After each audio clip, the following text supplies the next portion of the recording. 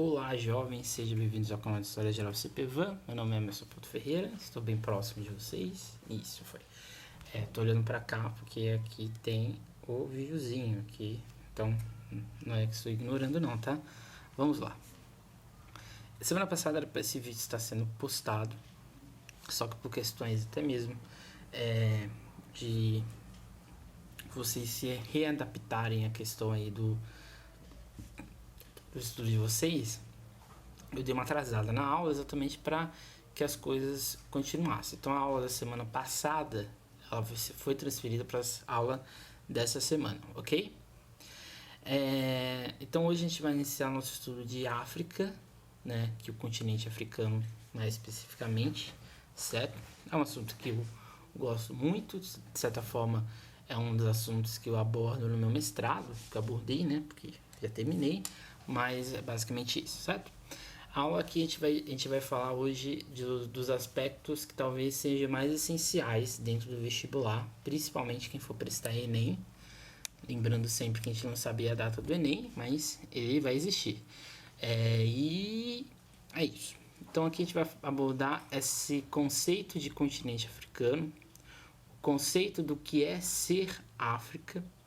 A gente vai abordar alguns aspectos que são comuns dentro do vestibular quando o assunto é África, e depois a gente parte para alguns reinos, que é sempre importante saber quem são esses reinos e o que eles foram, o que eles fizeram de tão importante, certo? Primeiramente aqui, eu vou iniciar com um trecho do livro... É um livro, né? Se tornou um livro depois pela Companhia das Letras, da Chimamanda Adichie, Os Perigos de uma História Única, e também um trecho do prefácio do livro África na Sala de Aula, do Minha Couto, que está na obra da Leila Leite Hernandes, ok? Antes de mais nada, por que você tem que saber África? Porque você tem que saber desses assuntos, desses conteúdos. O conteúdo de África ele é essencial dentro do estudo de vocês, principalmente a partir de 2003. Né? Em 2003 foi sancionada uma lei que altera a Lei de Diretrizes Básicas para a Educação, a LDB, e essa lei, a 10.639/03, ela institui que é obrigatório o ensino de história, cultura do continente africano, então de assuntos ligados aos países que compõem o continente, e também de assuntos ligados à história afro-brasileira, também cultural, de saberes criados já no Brasil por esses povos, né, por esses vários grupos que vêm do continente, a partir do sequestro, do tráfico de escravos, e também das relações existentes tanto entre Brasil e África. Então, é essencial. O vestibular ele passa a inserir esse assunto, principalmente ali a partir de 2009, 2010, quando a lei já está mais consolidada e, de certa forma, se torna um assunto primordial. O Enem, nos últimos 5, 6 anos, tem cobrado constantemente assuntos, se não ligados a um reino, a algum império, mas assuntos relacionados a estes grupos. Unicamp, Unesp, FUVEST também tem cobrado esses assuntos, então é sempre importante vocês saberem da África, seja nesse aspecto que a gente vai abordar que é hoje, que é essa África de antiguidade, medieval e ali no período pré-moderno, se assim podemos dizer, e também todo o período moderno e contemporâneo do continente, beleza? Então vamos iniciar aqui com o trecho da Chimamanda Adichie, que ela diz o seguinte: como é contadas, quem as conta, quando e quantas histórias são contadas, tudo realmente depende do poder. Poder é a habilidade de não só contar a história de outra pessoa, mas fazer a história definitiva daquela pessoa. O poeta palestino Muhid Bagut descreve que se você destituir uma pessoa, o jeito mais simples é contar sua história e começar com em segundo lugar. Começa uma história com as flechas dos nativos americanos e não com a chegada dos britânicos, e você tem uma história totalmente diferente. Começa a história com o fracasso do Estado africano e não com a criação colonial do Estado africano, e você tem uma história totalmente diferente. nessa apresentação que ela faz no livro, ela vai constantemente dizendo os perigos de se construir uma única história sobre um único povo.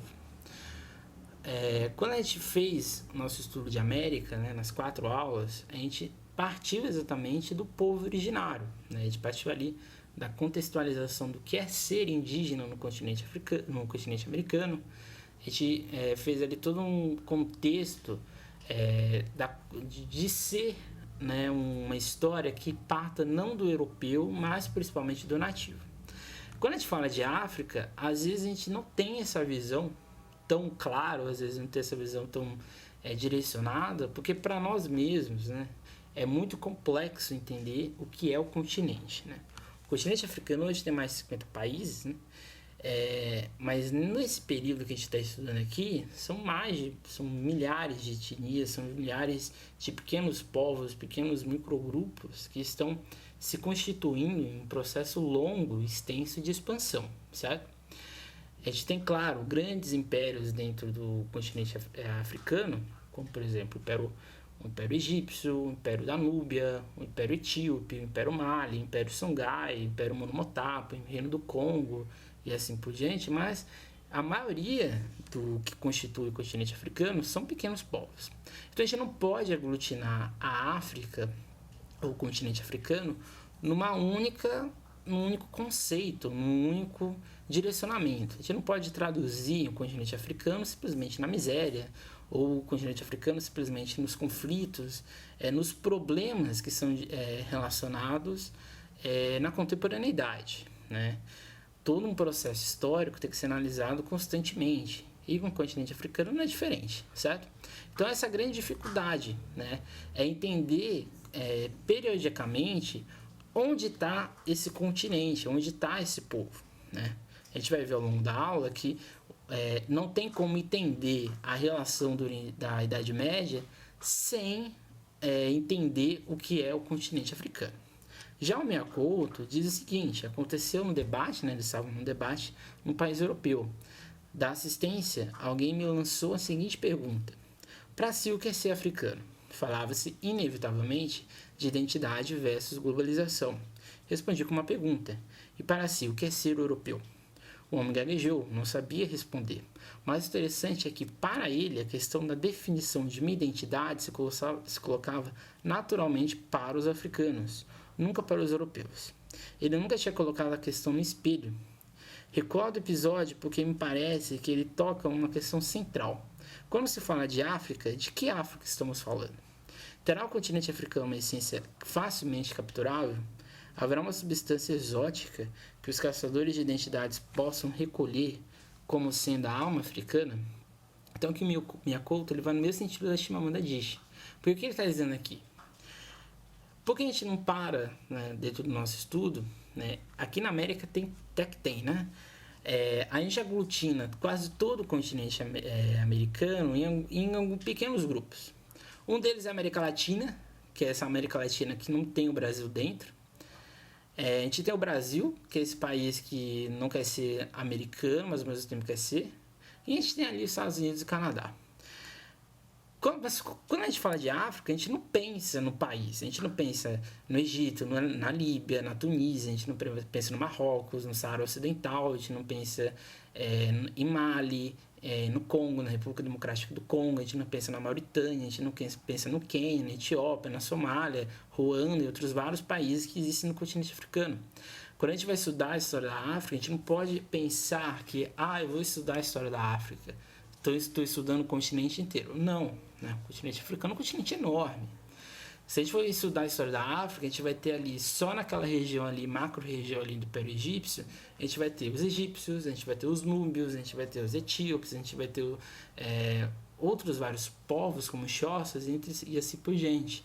Se a gente for além do Saara, a gente vai ter o Império Mali, o Império Songhai, o Império Ghana, os reinos ali que compõem o povo, né, a cultura iorubá, a gente vai ter o reino do Congo, a gente vai ter os vários reinos que compõem a África do Sul, a gente vai ter as diversas etnias que compõem Moçambique, por exemplo. Então, são vários reinos, são vários impérios, são várias construções que estão acontecendo constantemente.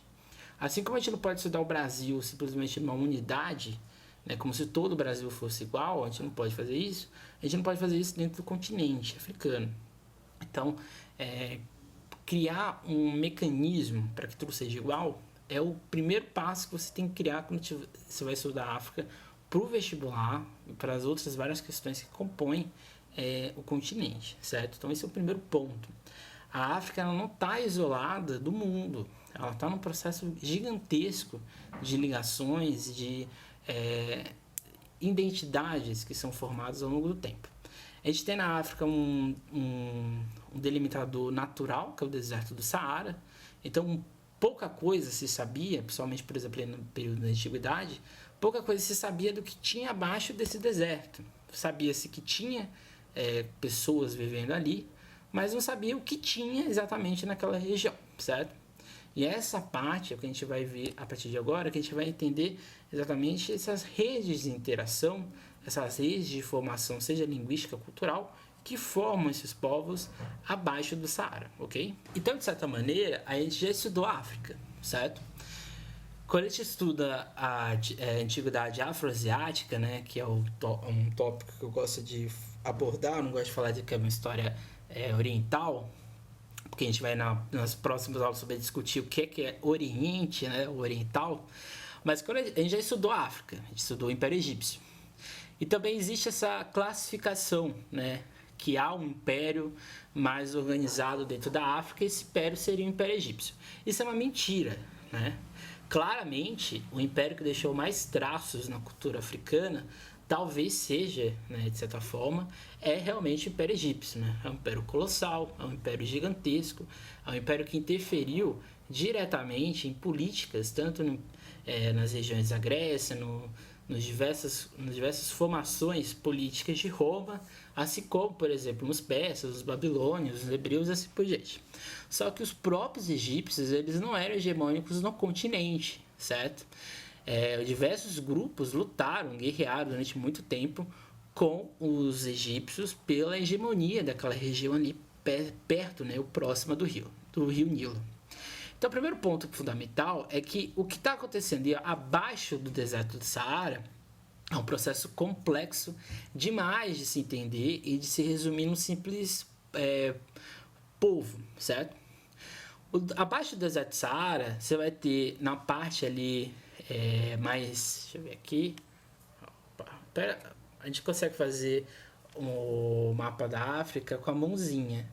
Essa parte aqui que é a parte mais da costa atlântica, mais ao norte, essa região aqui vai ser uma região totalmente, assim, melhor, né? De deserto, essa região aqui, ó. Essa parte aqui, que faz a dobrinha, né, aqui, essa parte é uma parte mais, vamos dizer assim, de rios, né? Você vai ter o rio Níger, você vai ter o rio Zambeze, o rio Zaire, que passa por essa região aqui, que tem ali, que é uma região mais de mata, né, de florestas, assim como essa parte mais aqui do continente.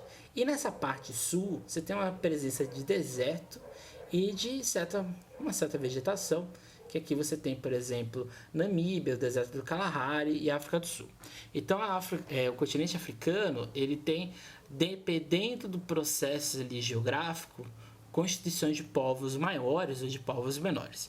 Então, é de se entender que o processo de expansão é muito grande, é muito claro. A principal expansão que a gente vai ter no território africano é a expansão banto, né?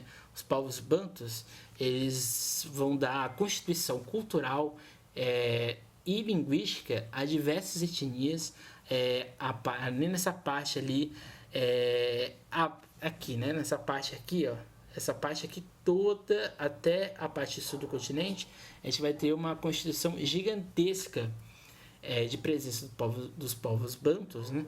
Que ali vai influir em praticamente 500 línguas e etnias assim por diante. Então, esses povos falavam diferentes idiomas, embora sejam todos derivados de uma mesma língua original, têm diferentes tradições culturais. Então, isso é muito importante. Outra coisa muito importante é que, independente da região, os africanos eles participaram intensificamente dos processos de rotas comerciais que ligavam o continente africano com a Ásia e com a Europa, certo? os principais produtos que os africanos mandavam para essas regiões era exatamente o sal e o ouro. O ouro, principalmente ali em Gana, em Mali e assim por diante, né, nessa região ali próxima do deserto do Saara. E o sal era comum em todo os grupos. Por que o sal? Né? O sal ele era um importante tempero na cultura europeia.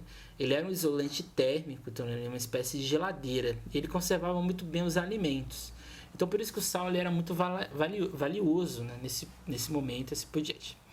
Então isso é interessante porque a gente está falando aqui então de uma rede de comércio gigante, ampla, extensa, em que esses impérios, principalmente o Império Songhai, o Império Mali e o Império de Gana, esses impérios eles controlaram durante vários anos, durante muito tempo, todas as rotas possíveis. Quando o Império Islâmico, né, ele se intensifica, ele ganha mais força, e até mesmo a religião vai se expandindo pelo continente africano, esses reinos, esses impérios, eles vão continuar mantendo uma relação muito forte, seja com os árabes, que constroem uma rede de comércio muito grande, seja com os europeus, certo? Então, quando a gente fala de Idade Média, a gente está falando desses reinos, a gente está falando dessas redes constantes de interação, seja pelo comércio, até mesmo pelos povos, né?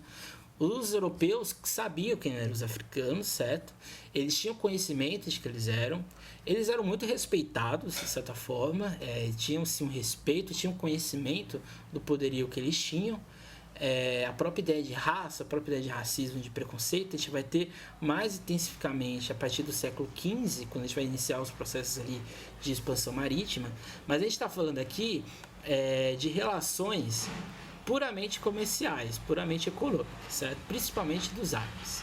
Uma coisa muito importante é que boa parte desse norte da África, que até hoje é islamizado, vem desse processo da expansão, da jihad, do Império Islâmico, porque o Império Islâmico vai expandindo pelo norte da África, faz a curva ali no deserto do Saara, ali pelo Marrocos, pelo Senegal, e vai chegar nessa região que hoje, né, seriam esses países, né, como Mali, Libéria, Costa do Marfim, entre outros.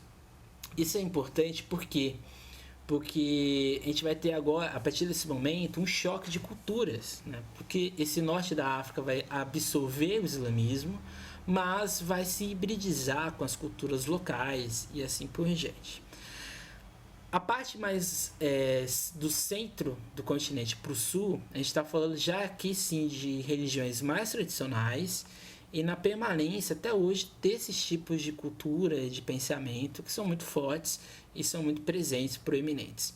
Então esse aqui é um outro ponto muito importante. Por mais que o processo neocolonial na África tenha sido muito agressivo e até mesmo o processo de escravidão interna e ultramarina empregada pelos povos europeus, as culturas tradicionais desses povos não foram perdidas, né? E esse é o primeiro, e esse é o ponto muito importante. Porque quando a gente vai estudar para o vestibular África e a relação com o Brasil, o primeiro ponto que você tem que saber é que não há perca, né? Existe todo um processo agressivo, coercitivo da escravidão, mas em nenhum momento se perde as culturas locais, né? Não é à toa que o Brasil conseguiu, por exemplo, transformar a religião vinda ali, principalmente da costa do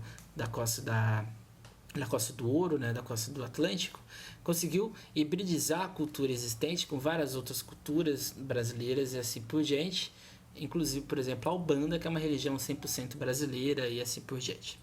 Além disso, outra coisa muito comum nesses povos é a matrilinearidade, que seria isso, né? É a mulher como um centro, seja político, social e principalmente religioso. Quase todos esses reinos, inclusive os islamizados, as mulheres tinham um protagonismo muito forte, muito grande.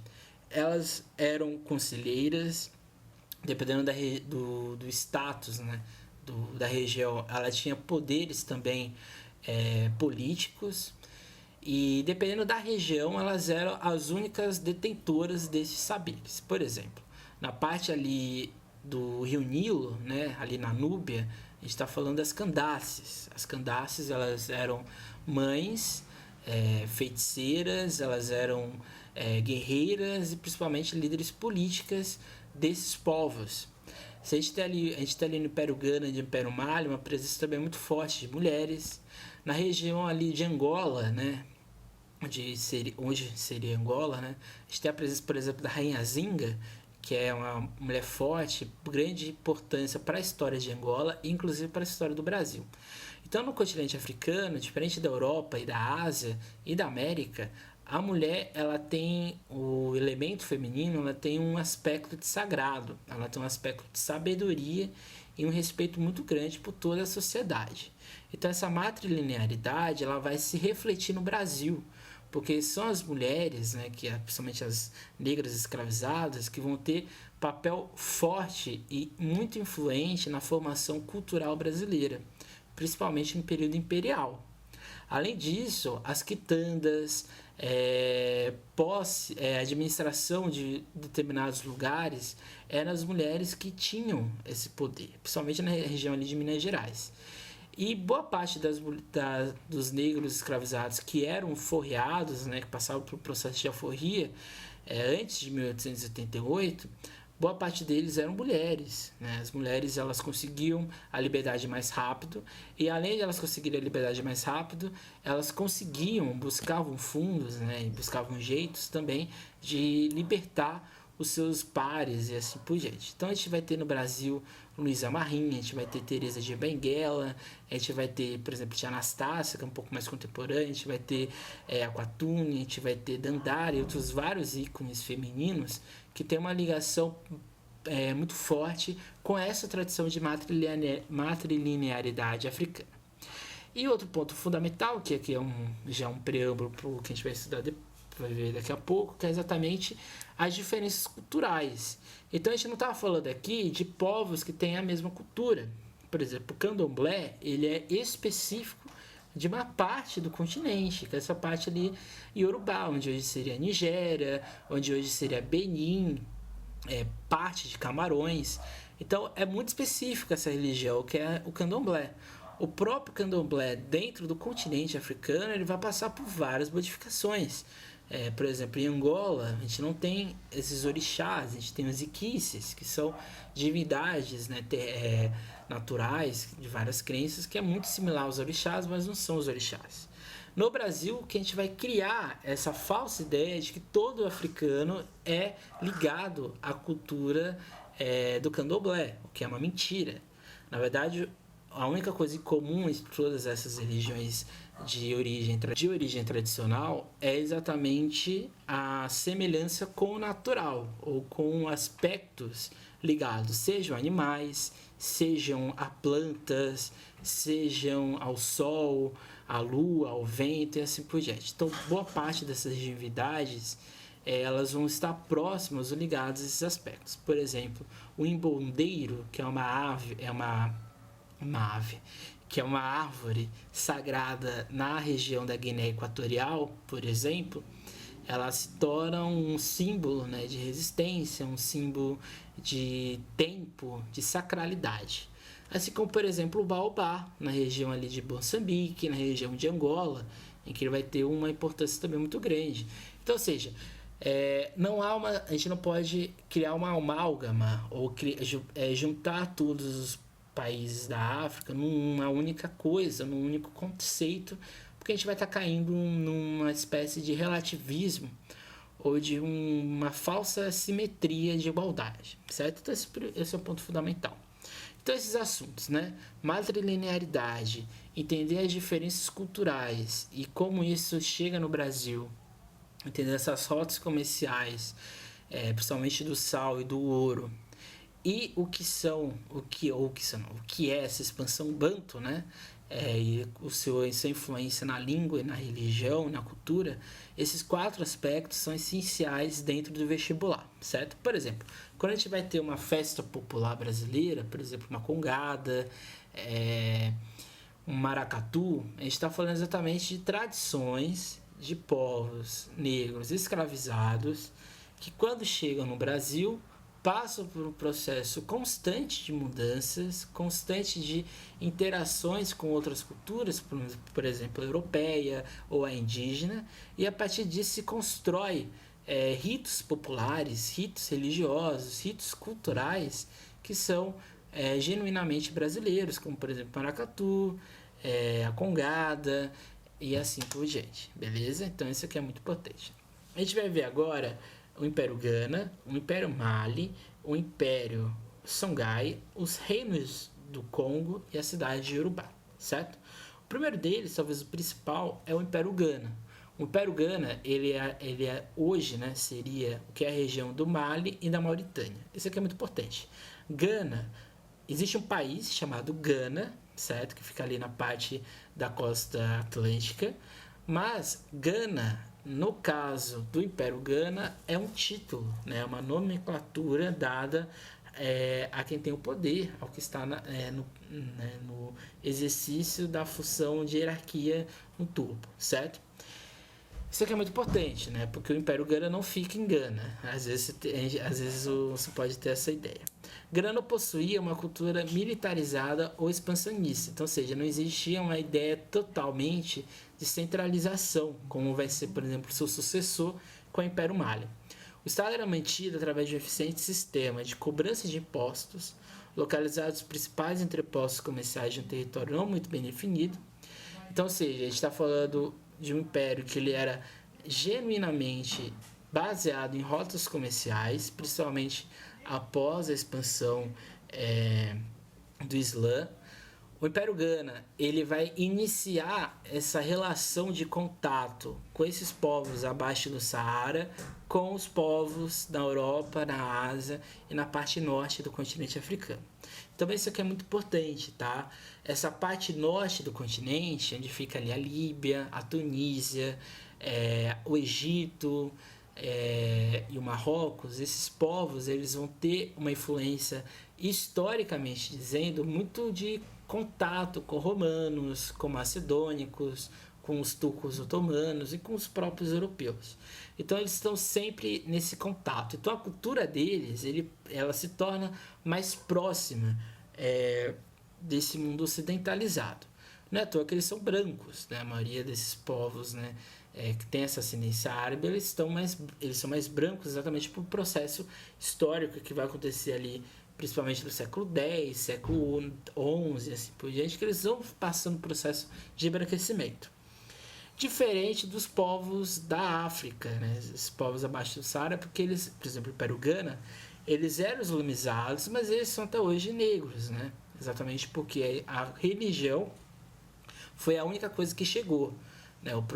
Nenhum processo de assimilação, nenhum processo de imposição de raça ou de cor não existia dentro do Império Árabe, dentro do Império de Gana, certo?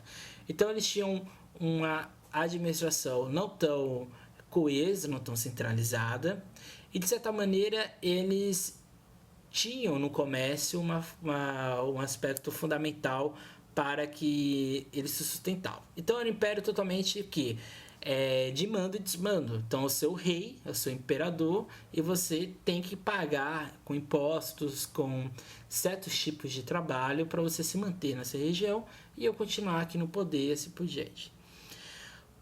O Império Gana tinha como base da sua sustentação a escravidão. Então eles vendiam escravos com muita frequência, seja para os povos, né, aqui na parte negra do continente, como na parte mais islamizada ao norte e até mesmo para a Ásia e para a Europa, certo? Mas era o ouro o principal produto do Império Gana, à toa que eles eram conhecidos como Império do Ouro, como Império de grande fartura, né? Mas eles não viam o ouro necessariamente com um produto de riqueza. Quem via isso era o europeu, por isso que ele vendia. Mas dentro do território, o ouro não era um produto totalmente de grande valor. Além do ouro e dos escravos, o comércio de sal, tecidos, cavalos e tâmaras era muito comum. Então a gente percebe que o Império Gana seria uma espécie de credor ou de um estado fundamental para a política europeia, porque a gente está falando de sal, a gente está falando de escravos, a gente está falando de cavalos, a gente está falando de ouro, que são elementos que são muito importantes, são muito vistos, né, pela sociedade europeia. Então era um império mais voltado para essas rotas de comércio do que internamente. Diferente do Império Mali. O Império Mali ele vai se estabelecer em 1235. Quem vai ser o grande unificador do Império Mali é o Maghran Sundiata. Ele é uma espécie de, até hoje em Mali, ele é um grande ícone, ele é um grande fundador do que hoje seria Mali, o país. Qual é a diferença do Império Mali para o Império Gana? O Império Mali ele vai ser mais centralizado, então ele vai colocar na figura do Mansa, que é o imperador, um grande poder, um grande estabelecimento de ação perante seus cidadãos. Então a gente sai daquela ideia do imposto, daquela coercitiva, e agora a gente chega no império de fato. O Império Mali, ele era diferente do Império Gana, né? O Império Mali é sucessor do Império Gana, né? Eles tomam o território. O Império Mali é diferente, eles já eram mais, além de ser centralizados, eles tinham uma ligação muito grande com a cultura, principalmente com as universidades, né? A gente vai ter aqui, por exemplo, na cidade de Tombuctu, um grande epicentro da cultura, das artes, do mundo africano e do mundo ocidental, nessa relação que é existente, né? Então isso é muito importante, né? Então se impôs de forma centralista, como acabei de dizer, estabelecendo fronteiras bem definidas e formulando leis por meio de uma assembleia chamada Gbara, composta por diversos povos do império. Essa assembleia chamada Gbara é o que vai influenciar o filme Pantera Negra. No filme Pantera Negra, a constituição né, que vai receber o título de Pantera Negra, ela ocorre a partir de uma assembleia com diversos povos que existem dentro de Wakanda. No Império Mali isso era muito parecido, né? Principalmente os mais velhos, eles tinham poder de escuta. Dentro do Império, vários reinos existiam e eles se encontravam exatamente para tomar as decisões. Então você tinha um imperador, o Mansa, né, que era o rei, mas ele não governava sozinho, a mulher dele também governava com ele, tinha também decisões políticas e administrativas, além de religiosas, e ele não era a única figura, porque existia dentro dessa assembleia representação política. Então a gente está falando aqui de uma espécie de democracia, né? Só que é uma democracia que funcionava melhor do que na África, porque aqui a gente, na Grécia, por exemplo, porque aqui a gente vai ter participação de mulheres, a gente vai ter participação de pessoas que não sejam necessariamente de um grupo, né? Um malinense de sangue puro, isso não existia. Então a gente tem aqui uma espécie de parlamento, se você pode dizer, né? O Império Mali se tornou herdeiro do Império de Gana, depois passou a controlar todo o comércio local. Outra coisa, a diferença de Mali para Gana é que Mali vai dar mais valor ao ouro.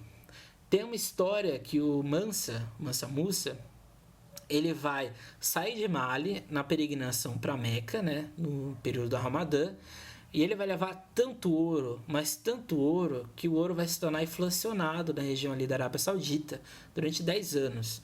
Ele deu tanto ouro para tanta gente que não tinha pobreza na região, então o ouro ficou escasso. E ele ficou tão abundante que tiveram que, vamos dizer assim, quase que ele quebra a economia do mundo do Oriente Médio.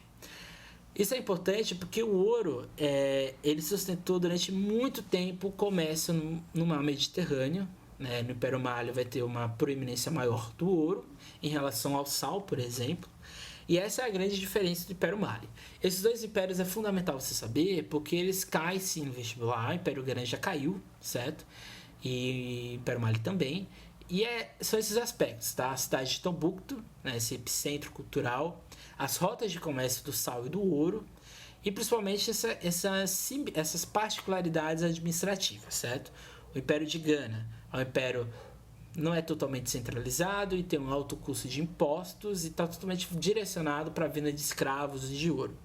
Já o Império Gana é um império centralizado, há uma preocupação maior com a cultura, com disseminações na cidade de Tombuctu, há uma preocupação maior com o ouro e a forma de administração, a Gbara, ela era mais inclusiva, né? Era uma espécie de assembleia, uma democracia malinense, ok? Agora nos 3 últimos, certo? O Império Songhai é um império que vai durar ali no século XV ao século XVI.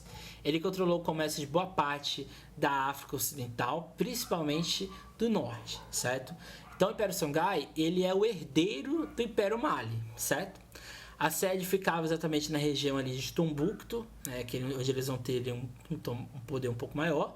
Só que o Império Songhai ele vai um pouco além, né? Ele vai pegar a parte do Império Mali, vai até o Níger e parte da Nigéria, certo? É um império que tem uma importância muito grande no ouro, certo?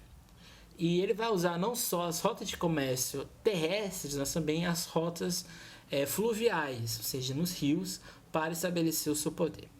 Só que o que interessa talvez para você no vestibular são as cidades de urbanas, né? E o Império do Congo, certo? Quando a gente fala cidades urbanas, né, ou cidades iorubás, é porque não existia um centro, não existia um império iorubá. Existia Ifé, existia Oió, existia vários reinos, né, pequenos reinos, que tinham poder. Isso é importante porque são dessas cidades urbanas que vão surgir os orixás, né, que vão surgir essas divindades que vão permear a religião do candomblé aqui no Brasil e também a Umbanda. Mas por que isso, né? Esses orixás, na maioria das vezes no caso, eles existiram, né? Por exemplo, Xangô era filho de Olodumare e esses dois, por exemplo, eles eram reis, né? Xangô foi um dos principais reis do Império de Oió, né? No Oió, justiça, né? Por exemplo, você tinha o Obá na região ali de Ifé, e o Obá ele é uma das principais divindades do candomblé até hoje. Então, por que é importante você saber disso? Porque, culturalmente falando, as cidades iorubãnas elas vão interferir profundamente na cultura brasileira. Por quê, né? Porque a maioria dos negros escravizados que vêm para o Brasil são dessa região, né? De Benin, da Nigéria, parte de Camarões, então, ou seja, eles estão dentro dessa cultura, dessa religião, certo? É como se fosse uma cidade-estado, certo? Cada reino tinha sua independência, mas se rolasse uma guerra, eles entravam em guerra e se pudesse pegar o território do outro, eles pegavam, tá? Isso é uma coisa muito importante, você tem que ter em mente. Esses povos africanos, eles eram unidos dentro da sua cultura, dentro da sua religião, mas se entrasse em conflito, rota de coalizão, seja por território, seja por diferenças culturais, o confronto existiria independente do que acontecesse, ok? E o último é o Reino do Congo, né? O seu desenvolvimento ocorreu ali na região da costa oeste da África, ao longo do curso do rio Zaire. O Reino do Congo é um reino diferente dos outros, porque ele é um reino quase todo que se estabelece na região de mata, né? Na densa floresta do Congo, ok? O Congo, né? Ele, por mais que seja esse nome, ele pegava parte de Angola também, ok? Então o Império do Congo, ele tem essa particularidade em relação aos demais por um simples motivo, certo? Diferente dos outros, aqui a gente vai ter uma influência muito grande do Império Português, certo? O rei do Congo, né? Que era Mani Congo, né? Ele vai se assimilar à religião, no caso o cristianismo, e aqui a gente tem o Reino do Congo, ele vai ser o grande exportador, se podemos dizer, de mão de obra de negros escravizados para as regiões da América, certo? Então o desenvolvimento ele ocorre nessa região aí do rio do Zaire, né? Que é essa região aí de mata. Assim como várias outras culturas dessa região, o Reino do Congo tinha, por base cultural, a etnia Banto, e cuja cultura, religião, até mesmo a língua era muito parecida com aqueles povos de fé, né, das cidades urbanas. Só que no Congo, eles vão assumir vários outros aspectos, várias outras questões diferentes do que acontece nessa parte ali mais ao norte do continente, ok? Então, O que é importante de ter em mente dentro do Império do Congo é exatamente que o comércio desse império estava muito mais voltado para essa região europeia, certo? Então, diferente dos outros ali. E era um comércio muito próximo de negros escravizados, que vai se intensificar principalmente a partir do século XV, certo? Isso não quer dizer que o Reino do Congo não tenha nenhuma ligação com os outros reinos. Mas, de novo, né? A geografia do Reino do Congo, que é uma geografia de mata, de zona fluvial, meio que ele se isolou em relação a esses povos, como o Império Songhai, o Império do Congo, o Império Mali e assim por diante, as cidades urbanas e assim sucessivamente. Então, o que é importante você saber? É importante você saber que esses reinos, eles caem no vestibular, tá, gente? Então, não pense que isso, eu estou dando essa aula aqui porque eu acho que é legal. Não, isso cai no vestibular, isso é cobrado, certo? Então, de novo, você entender o que é a África, entender esse conceito de continente, depois entender aqueles 4 pontos, né, que eu disse, né, da matrilinearidade, das rotas comerciais, das questões culturais, né, não há um único continente, existem vários continentes, vários continentes dentro do continente africano, e toda essa questão da língua banto, da religião banto, da expansão banto, da língua e da cultura, certo? E os reinos, né? Acho que o principal que vocês têm que saber de fato é o Império Gana e o Império Mali. Os outros reinos, os outros impérios, como o Império Songhai, né? O comércio e o ouro principalmente, né? Uma rota mais de intensificação com o norte da África e com o Mediterrâneo. Cidades urbanas por essa ligação cultural com o Brasil. E o Reino do Congo por todo esse dimensionamento com a proximidade portuguesa. Isso a gente vai ver na aula que vem, porque na aula que vem a gente vai estudar um pouco mais a história de Angola e de Moçambique, e ali a gente vai entender o mundo neocolonial a partir desses 2 países, certo?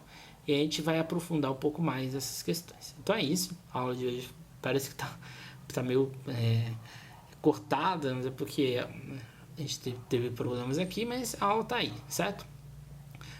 De novo, vejam esse vídeo. Esse conteúdo não está na apostila, porque não tem na apostila, então vocês têm que ir lá no Drive, na apostila de África do cursinho, na África e Ásia, e lá vocês vão ter outras informações, certo? Não deixe de ouvir o podcast de África do Sul, que lá a gente fala um pouco mais, inclusive eu cito um pouco ali os bantos, e lá a gente fala de outra parte, né? A gente fala dos Zulus, de todas essas etnias que compõem a África do Sul. Então, é aquela velha questão, né? Estudar a África é estudar o país. E a partir do país a gente vai entender as relações dentro do continente. É isso. Até semana que vem. Tchau. Não deixem de estudar, não deixem de procurar os assuntos. O conteúdo de África é importante vocês irem atrás. Então, os textos extras que estão na pasta, eles são essenciais para vocês entenderem todo o contexto dessa aula. Ok? É isso e tchau.